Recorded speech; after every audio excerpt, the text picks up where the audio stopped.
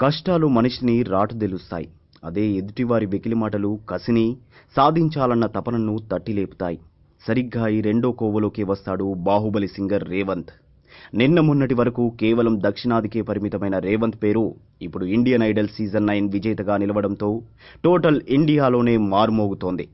బాహుబలిలో మనోహరి అంటూ మురిపించిన Revanth junior NTR దమ్ములో ruler అంటూ రెచ్చిపోయాడు.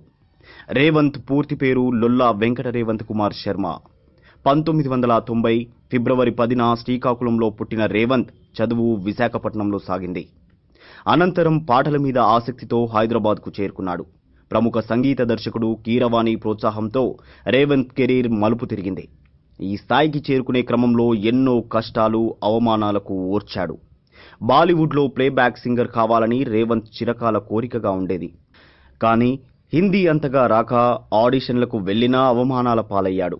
హిందీ రాకుండా పాటలెలా పాడతావని చాలా మంది ముఖం మీదే నవ్వేవారు. ఇవన్నీ అతనిలో కసి పెంచాయి. ఎలాగైనా పై స్థాయికి చేరుకోవాలని గట్టిగా నిర్ణయించుకున్నాడు. బాలీవుడ్లో పాడాలన్న కోరిక నెరవేర్చుకునేందుకు డబ్బుల కోసం ఏకంగా టెలిఫోన్ బూత్లలో పనిచేశాడు. పేపర్ బాయ్గా, క్యాటరింగ్ బాయ్గా కూడా చేశాడంటే అర్థం చేసుకోవచ్చు అతని తపన ఏంటో. వాటితో సంపాదించింది కొంతే అయినా చదువుకోవడానికి, మ్యూజిక్ కోసం ఆ డబ్బును ఉపయోగించుకున్నాడు.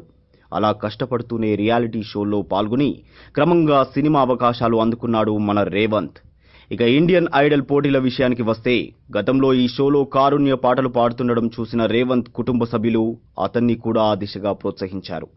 హిందీ రాకపోయినా అనుకున్నది సాధించగలడనే నమ్మకం కలిగించారు. అదే ఊపులో ఉత్తరాది సింగర్ల నుంచి ఎదురైన పోటీని తట్టుకుని చివరిదాకా నిలిచి గెలిచాడు.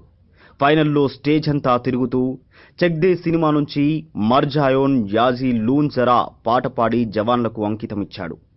అలాగే లడ్కీ కా గయి చుల్ పాట పాడుతూ అమ్మాయిలతో డాన్స్ చేస్తూ ఆకట్టుకున్నాడు. జడ్జీల ప్రశంసలతో పాటు ప్రేక్షకుల అభిమానము పొందిన రేవంత్ను విజేతగా క్రికెట్ గాడ్ సచిన్ ప్రకటించాడు.